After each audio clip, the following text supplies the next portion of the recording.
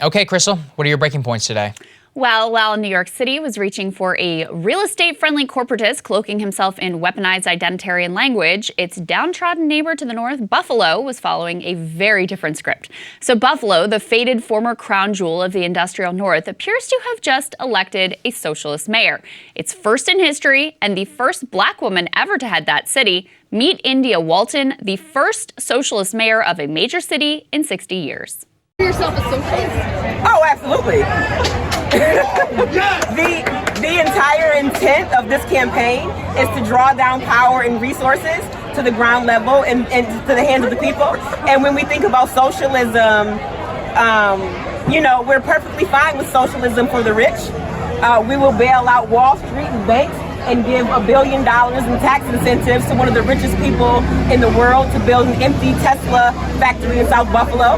And when it comes to providing the resources that working families need to thrive, socialism becomes scary at that point. Speaking my language there. So India Walton, she's native to Buffalo. She's experienced many of the hardships that will be familiar to their poor and working class residents. She became a mom at 14 and moved into a home for young mothers.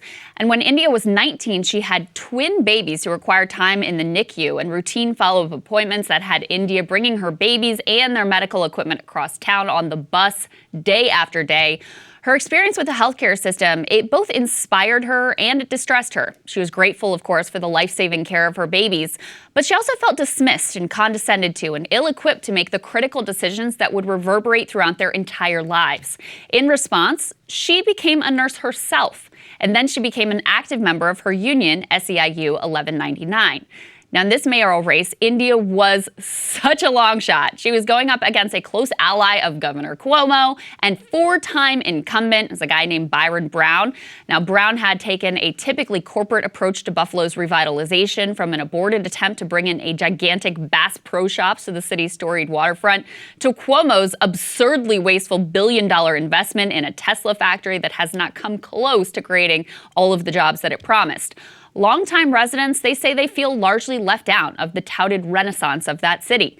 Couple that with a sense of disconnect and entitlement reflected in the fact that Byron refused to even debate India, and you've got the ingredients for Walton's big upset win. So if you're looking to gauge the mood and political inclinations of disaffected America, Buffalo is a much more representative model than New York City. In many ways, the city is a perfect emblem of the destructive forces of deindustrialization that have gutted much of the country. It is a living, breathing rebuke of the neoliberal ideology that would put a sliver of increase in corporate profits over the well-being of living, breathing human beings. It's also one of the places where Trump initially picked up significant ground on Democrats back in 2016 with that populist pitch.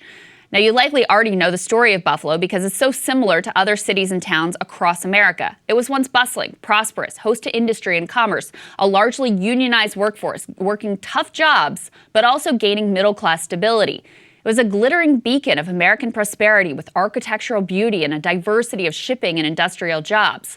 But then, according to the Baffler, between 1950 and 2000, Buffalo lost half of its population.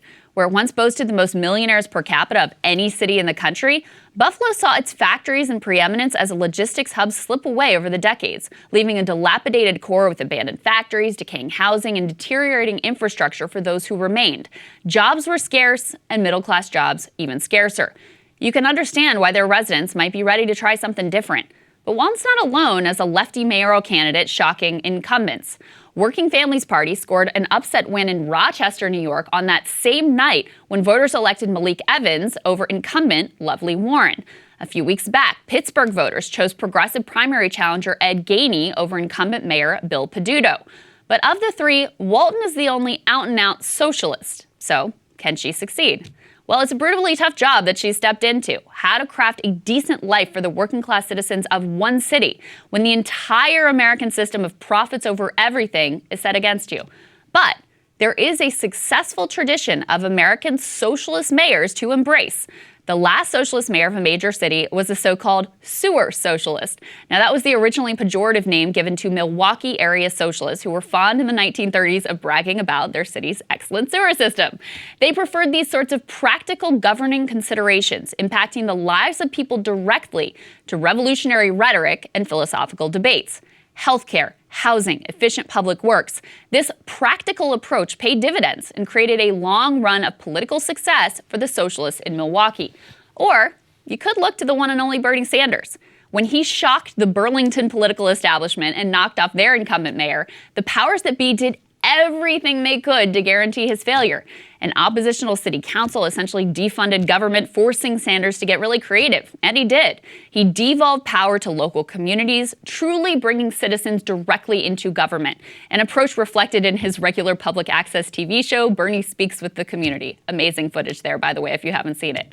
Originally considered a fluke political upset, he turned out to be extraordinarily popular with the citizens of the city, and, well, you know the rest. He ascended to the House, then to the Senate, before they finally barely stopped him from becoming president of the United States. Let's not get ahead of ourselves here, though.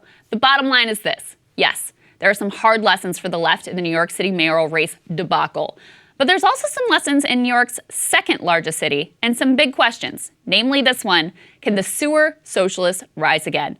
And so, Sagar, I actually think there's kind of a